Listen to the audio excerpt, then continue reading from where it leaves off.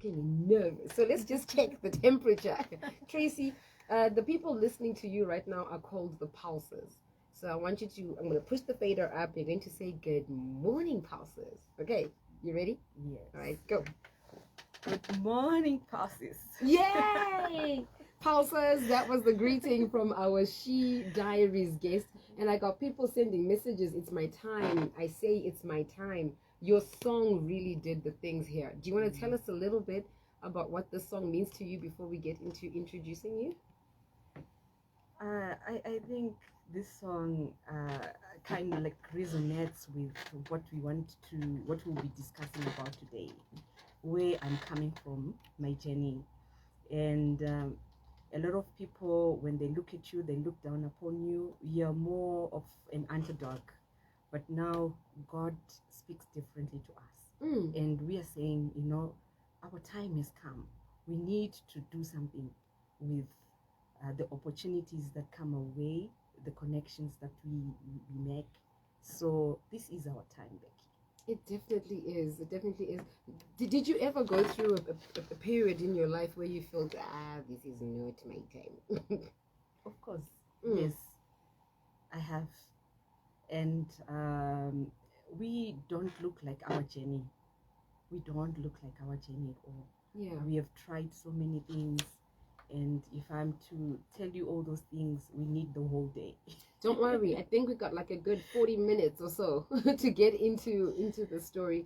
So I'm about to read to you Tracy Maoneke's profile, and I've coupled it together with her business profile, just so you know the woman that we have in studio with us. Tracy is an enthusiastic chef with about 7 years of experience leading a well-established events and culinary school, Fine Dining Chefs Academy, in the bustling city of Harare in Zimbabwe.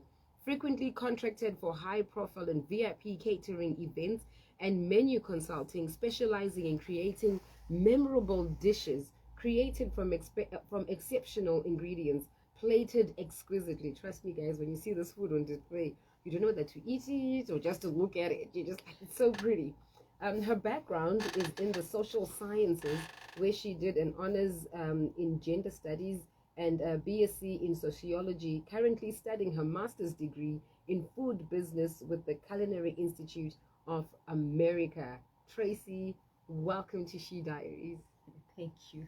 It's such an honor and a pleasure to have you. I think this for me is like an added, like a big added advantage, because I think I literally met you like 2-3 months ago, and you were so warm.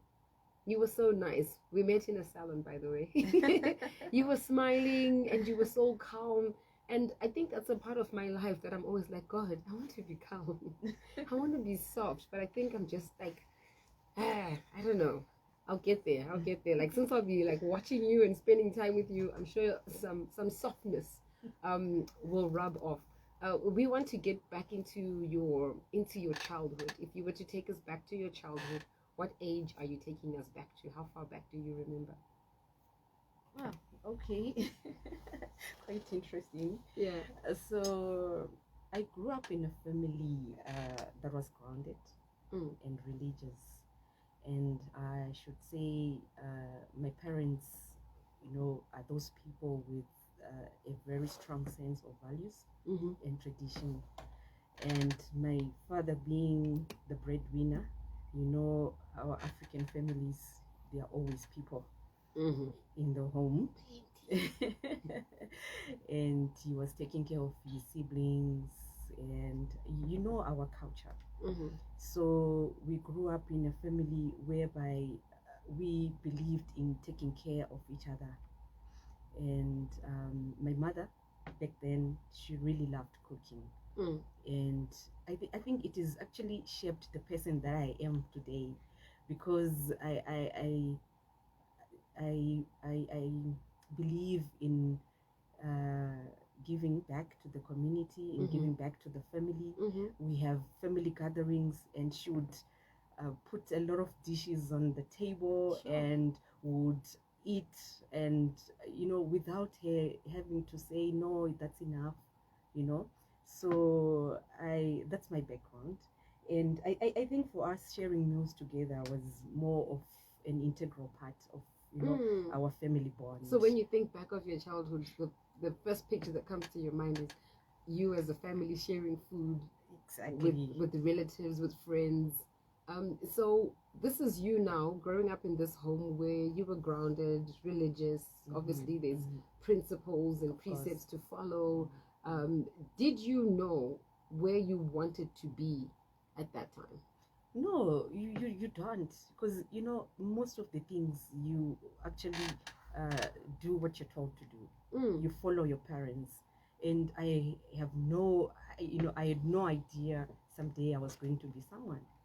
You're just following your parents' footsteps. But what I know is I always adored my parents, the way of life, even the values that they instilled in us. Right. They actually have shaped the people that we are. And yeah. All right. Did you also assist with the cooking? Yes. Oh, you did? A lot. Especially the baking. Yes, the sugar donuts, cream donuts. My mom used to cook. So now actually, sometimes when I tell people at home that we want to prepare a certain dish, let's say for example a fish dish, and they ask us how are we preparing it, then I just say, I think Gogo's way. My mom, right? Gogo's way. So now they know. I like that. I like that. So with your childhood, sitting together as family was a big integral part of it. A united family front. You were assisting mom in the kitchen. Do you think this is a part that every girl child should follow? But if your mom likes something, just show some interest. Yes. In the things that your mom or your dad is doing. Just show some form of, okay, mom, what are you doing? Dad, what is this? Yes, I think every girl child should do that, because you see it makes the people that we are today. It shapes us, like I'm saying, and it's very important, to try to emulate from the best people in our lives. Who else could be better than our parents? So yeah, I think else? Yes. My mom baked a lot also, but I don't know. I tried. Like to go back into the whole baking scene during COVID, because COVID brought out bakers and chefs and hairdressers and makeup artists. Man, we had talented people sitting on their talents, and then COVID said, I'm going to show you. So I tried my fair share at the baking, and then one day while I was preparing to make scones, I preheated the oven and everything, and the glass shattered. And that was like, all my dreams gone. I could have been like an amazing baker. At this point, we've got Tracy Maoneke in studio. She is our She Diaries guest, and she is the owner of Fine Dining. It's a culinary school also, but they also cater for your catering needs. So if you've got issues with you don't know what to cook, these are the people who will actually come through to you, create a menu for your home, for your restaurant, for anything really. They like sort of guide you on how to make those decisions. How did you fall in love with culinary, besides linking it with how you grew up? Was there like an aha moment when you were older, in your teens, where you said, right, this is the direction that I'm going to take? Okay, for me, it is utterly out of passion. I love cooking and I love good food. So I think when you read my profile, you saw that I have a background in the social sciences. And I actually have a degree in sociology. And sociology, food. And I have an honors degree in gender studies.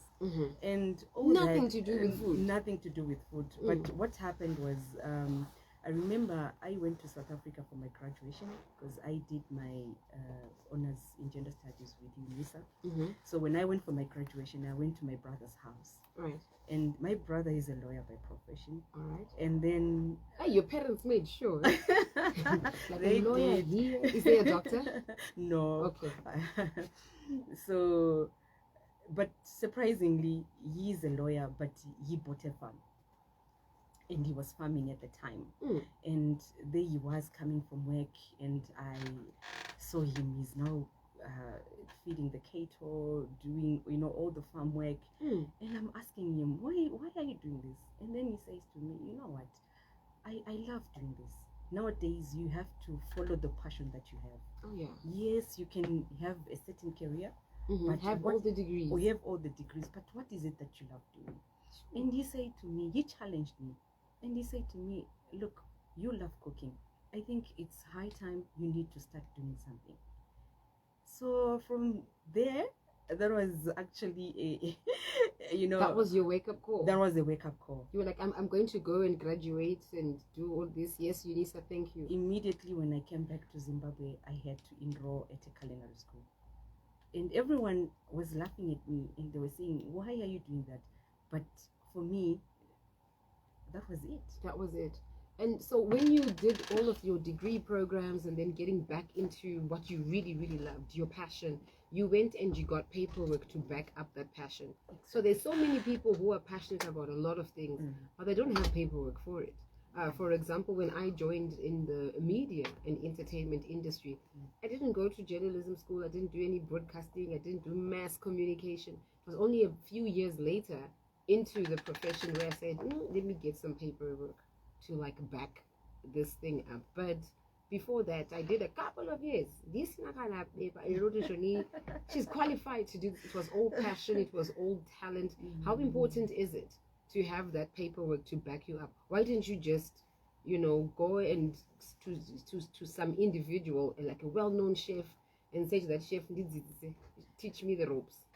Yeah, you see, for me, I'm very particular about the things that I do. So I need to be knowledgeable.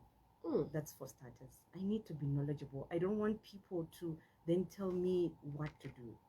And you know how it is, like when people are telling you what to do and you don't know about that thing. So I felt I needed to know the area that I was getting myself into. And because trust me, what we know when we try to get into a certain industry is not exactly what's there. I don't know if you get what I mean. I get you. It's almost like driving. If you get your license today, you actually start learning how to drive the day you get your license and you're on the road by yourself without that instructor. Exactly. You see, when you see someone swimming, you think that swimming is very easy. But getting to the water. Tell them, Tracy. And then you see that, oh, okay, I know nothing. So it's the same with cooking. A lot of people, they just think cooking is just cooking. There is more to cooking than just cooking. So I wanted papers to back up that passion. Right. Yes. And then after getting your papers, were you married at this point, or you were still young, single Tracy, and she's like, I'm going to do all of this stuff before I get married? Or were you already married at this point? Yes, I was married. And I remember when I told my husband that I wanted to enroll at a culinary school, he was like, why are you wasting your time? You have so many degrees. Why can't you look for a good job? And I said to him, you know what? Let me just do this. And fortunately, he supported me. So now he sees what I was talking about. Because he now sees, even today when I told him I was coming here, he was very supportive. Oh, wow. So now I think you need to, to enlighten your spouses, your family about your passion and your vision, and act it. Act there we go. Enlighten them, yes, about it, inform them about it, but then act. And then act. Right. So you mentioned that your husband said, no, you got all these degrees. Why are you adding another one? Look for a job and do all of that. Had you not used the degrees that you'd accumulated? I had, because when I was actually working for a certain company, but not as a sociologist, but as a mere administrator. And I hated going to work. No, you must speak up about it, because there's people right now who are sitting on a desk that they sitting at a desk that they don't want to be sitting at. Exactly. They'd rather be painting or doing DIY projects, or fixing someone's house, or mentoring some people, training or coaching, but they're at that desk. every single day they're dragging their feet. That was me a few years ago. You Mm. know, because and I asked myself, what am I doing? And the reason why I did my honors degree was out of boredom, because I was so bored. Boredom led her to an honors degree. Yes. Wow, beautiful boredom.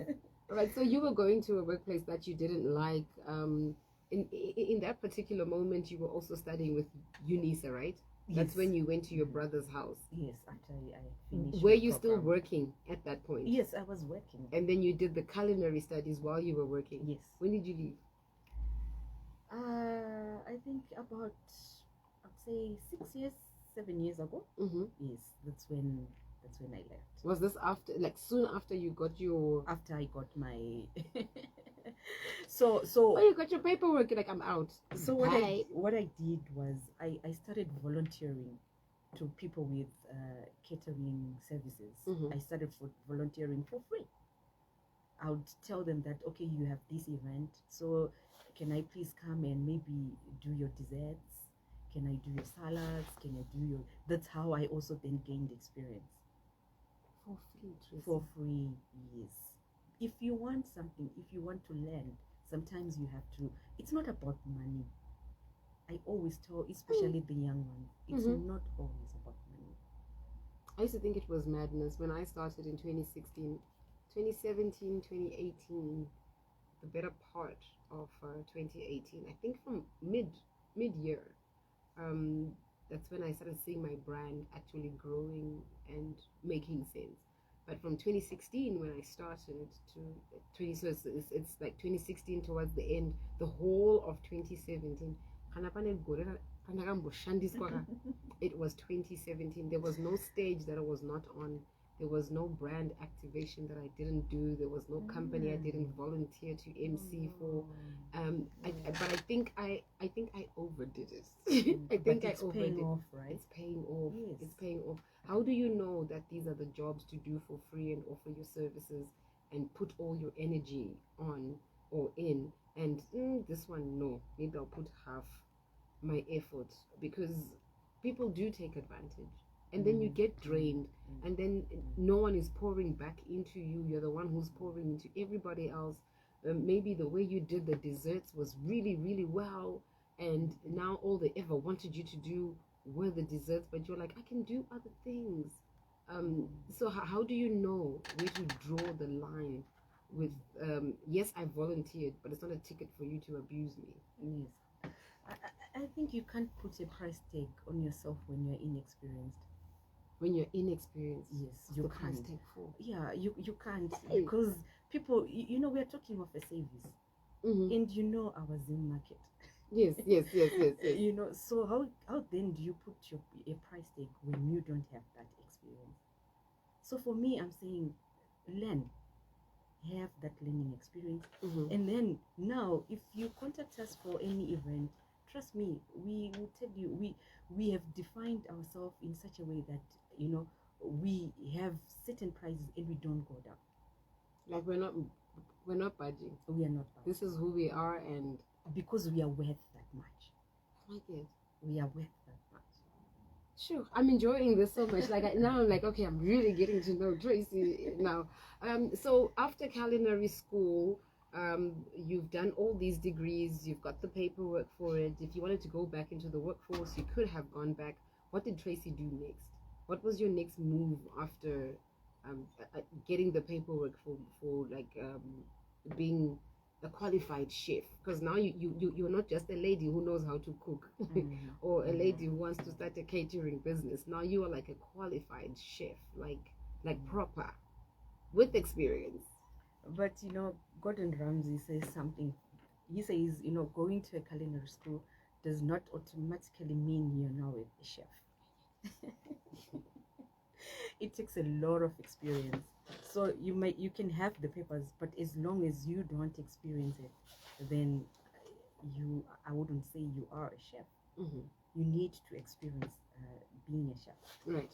So I think my dad has always been an entrepreneur, and that inspired me. So I told myself I wanted to own a business someday, and he would push me. He would push me into doing things that I didn't think they were possible. So that now we are here because of that.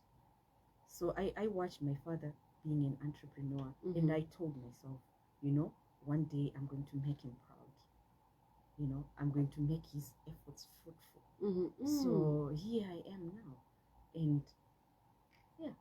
And the business has started. Now we are slowly getting into the into the gist of the interview on how you actually started, because those are the stories that we love to hear and to retell. But you know what, guys, if Tracy can do it, you too can surely do it. So far we've picked that if you've got a passion, pursue it. Yes. If you have a passion, pursue. Yes, you've got all these other things, other paperwork. Yeah, it's wonderful. You've got experience in that field. So for now, if an NGO was to look for you, you'll probably still get a job because you've got the qualifications that they're looking for. But you also qualified for yourself. That my business deserves to have someone who is qualified, who is knowledgeable in that field. For the people who knew you back then and who now see you like now, what story would they say about Tracy? Would they be like, Tracy had it easy? Or, hey guys, Tracy worked hard? What story is it that we would hear? I have a friend of mine who always says to me, yours is an interesting story to watch. Oh, to watch. So it's unbelievable, I'm telling you, because when we started, it was more like a hobby. And we had finished culinary, and it was a group of chefs. We were seated outside. We had finished one of our exams, and we just started the discussion, and we said, look, there is an opportunity for us to start something for ourselves. Why can't we do it? Were you not scared, Tracy? How long did you know these people for? We were together for almost 2 years. Okay. So obviously these were your classmates. These were my classmates. People that you spent most of your time with. So who better to start a business with than the people that you spent time with for the past 2 years? Yes. Okay, so the conversation was, the sun is out, and then someone just said, hey, here's an opportunity. Let's start our own culinary business. Was it a business or a school that you wanted to start? Because remember, we were freelancing on the catering events. Okay, right. So we would do events together, but now we then said, okay, let's diversify. We do the events and we also do the culinary school. So we said, okay, we saw an opportunity, like I said, and we said, let's invest in something that we love doing. So here we are now. How many of you said? We were 4. You were 4. Yes. Are you still the 4 of you? Yes. Look at that. How did you manage to keep it together like that? Because I know people who started businesses with their friends from college, from university, law firms, even accounting firms. They start these things and they fall on the wayside. Like along the way, someone decides, no, I'm bigger and better than all of you. I'm stepping out and I'm doing my own thing. Or someone feels like, this is not fair. I'm also going to leave and start my own. How have you managed to keep it together with your business partners? I think most fallouts, they happen because people are not knowledgeable. And we don't want other people's advice. So I think for us, we listen to each other and we tell each other the truth and we research. If you don't know, you don't know. And it's always important to then acknowledge your teammates. That, oh, okay, I did not know what you were saying. So that way, it keeps us going. Tracy Mano is our She Diaries guest. She's the owner of Fine Dining. And we are now really into the issue of how she started this company that she runs with 3 of her friends. There's 4 of them. And they've been together for how long now? How long has Fine Dining been existing? We started in October 2020. So 4 years. 4 years now. 4 years and going strong. I don't see you guys backing off or anything. What is the one quote that you live by? If you say, of all the quotes, it's okay. We know your song. Now we just want to know what is the quote that Sanganana Tracy. She's definitely going to say these words. These words are coming out from her mouth. I always say to people, no dream is too small. No dream is too small. No dream is too small. Start where you are, use what you have, and do what you can. No dream is too small. Yeah, because people want to just I should connect. Just to take you back a little bit. Yesterday we were talking about some of the things that we as women go through, and we're so dependent on our spouses. You didn't have to start a business. Your husband could have like easily taken care of you. What made you then decide that no, this I want to do for myself? Why didn't you just say, okay, life is good, I've got all this paperwork, let me sit down now, when the time comes I'll use it, and you know, I'll be a housewife, no problem. Yeah. I think for me, I'm a go-getter. Remember, I'm telling you the relationship that I had with my father. So he is someone who always used to push me. So I felt, I needed to do something for myself. And let me tell you something. Between you and me, you're a woman, and I think you can relate to what I'm about to say now. Right. Sometimes we go to our husbands, we tell them of the things that we want. Say maybe, for example, I want some money. I want to do ABC. Especially I want some money. I want some. Yes. And maybe he doesn't have that money for you. And maybe it's the honest truth. Maybe he doesn't have that money. But now, you see, as women, we get angry, we get disappointed, and we label these men. But I remember saying this to you before. Everyone has got their dreams. My husband he's got his own dreams. Yeah. He's got his own vision. He's trying also to pursue his dreams. And I have my own dreams. And how then can he then manage two dreams? Oh my gosh, Tracy. Yeah, you want him to manage his dream, and then he must manage your dream also. Because the times when you start, the dream is not really taking off, Jaganaka, and then now you are stressed. Then you go back to him and you're like, give me some more money. That dream part didn't work out so well, and he's still trying to figure out his side of the dream. Man, okay, I've never looked at it like that. Like, I allow the man to dream also. Allow him to, yes, because we are two different people. We are two different people. So that's why I'm saying, no dream is too small. I have had a lot of people, especially our students, coming to me, and they look down upon their hustles. They say, we want to start this, but they are doubting themselves. And I always say to them, look guys, don't look down upon your hustle. Don't. Believe in yourself. Yes.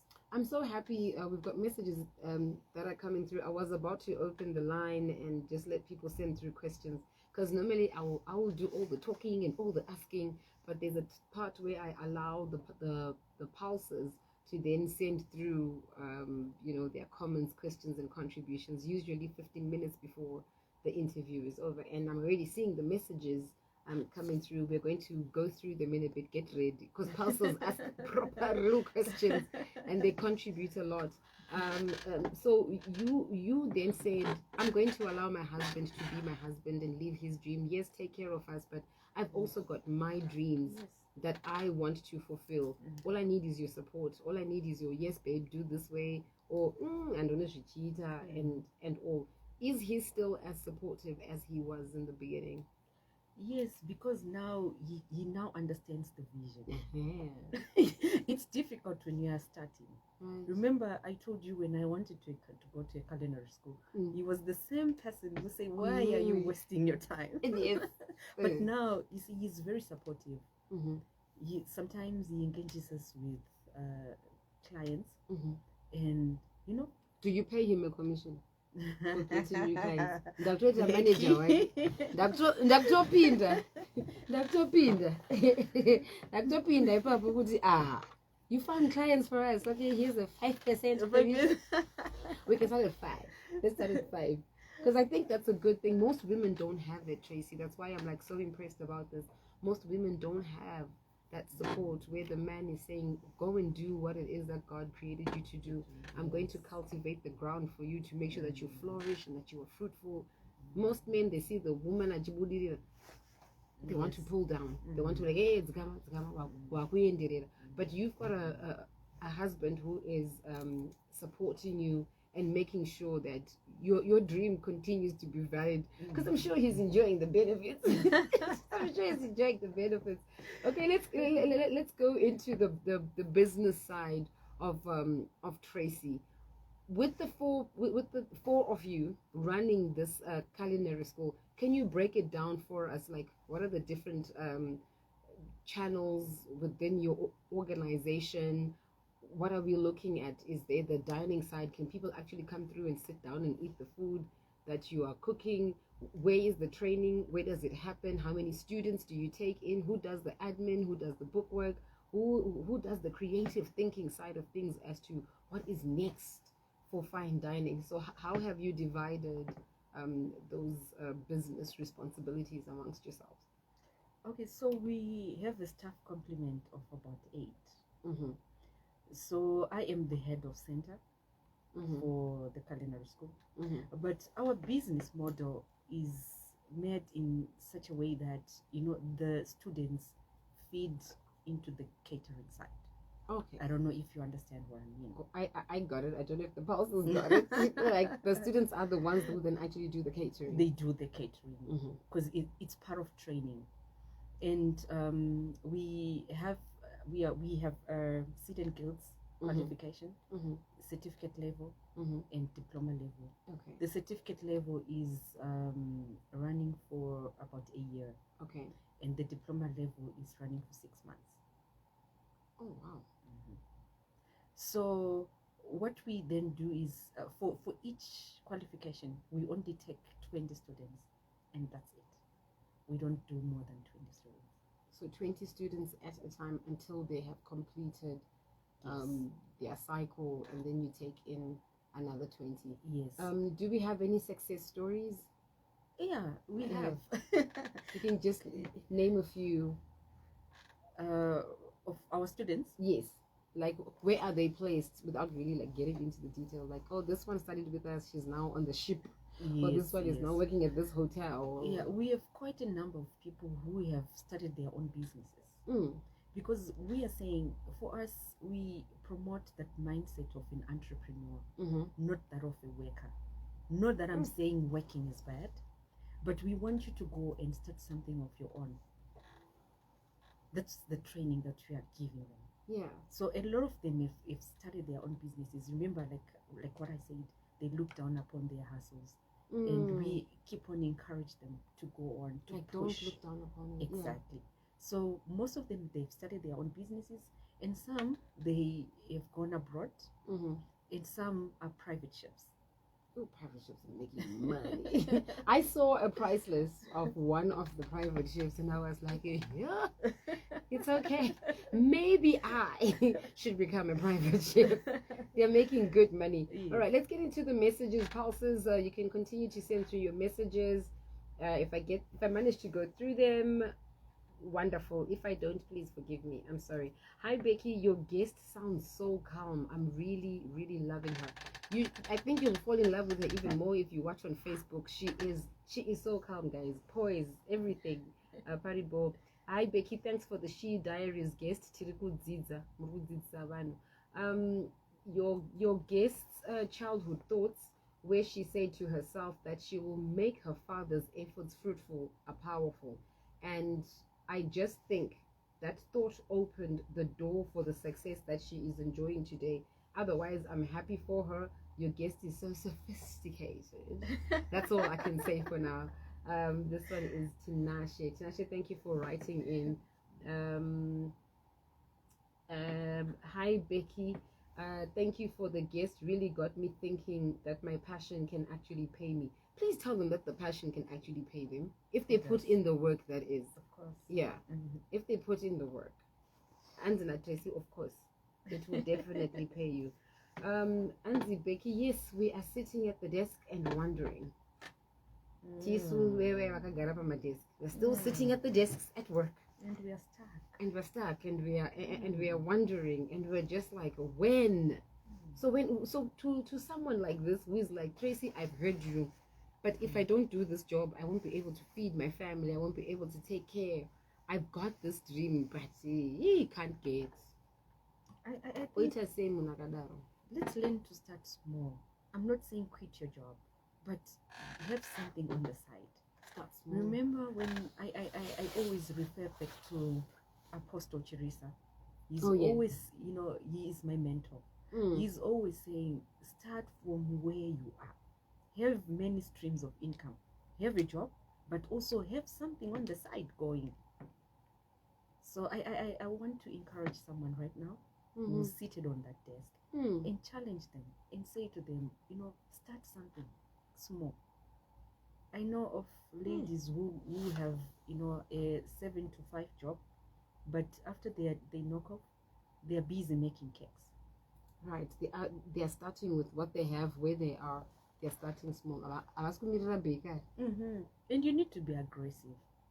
You need to be aggressive because business is not going to come to you. You have to go out there and look for it. Exactly. Place yourself in the places where people actually have to ask, what is it that you do? Yeah, exactly. With things like that, you recently hosted a ladies' luncheon. Is that something that you always do, or was that the first one that you hosted? Because I discovered it was a really good networking platform. Oh, so what we do is we have executive luncheons, maybe of about 10, 20 people, as part of training for our students, and we usually have those every month. Okay. So the one that we had is actually our annual event. It is our annual event whereby we are saying, our students, they want to showcase what they're doing.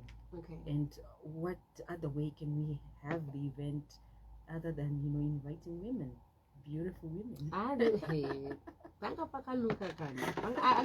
Heavyweights. I was so happy to be around those women because I saw my potential. I saw that this could be me in a few years if I put my mind to it and really just continue in the trajectory that I'm in. Pressure. We've got a few minutes before we go to the news.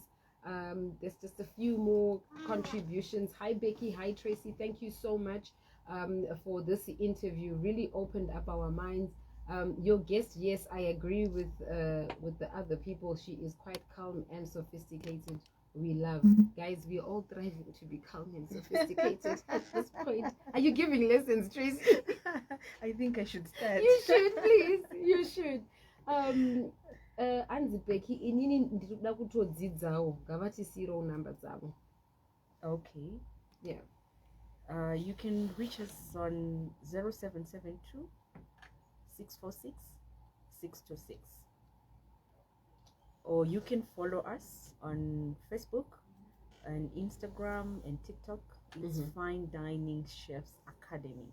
Fine Dining Chefs Academy. And for that number again, 0772 646 626.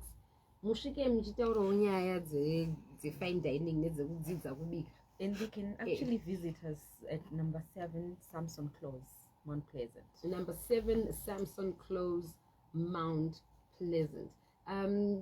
Tracy, this is the end of our interview. She was even worried. She's like, how long is the interview? I was like, about 45 minutes. She's like, 45 minutes. Look at that. See how time went by. All right, pulses, thank you so much for chilling with us on She Diaries. It is 1 o'clock and it's time for the news.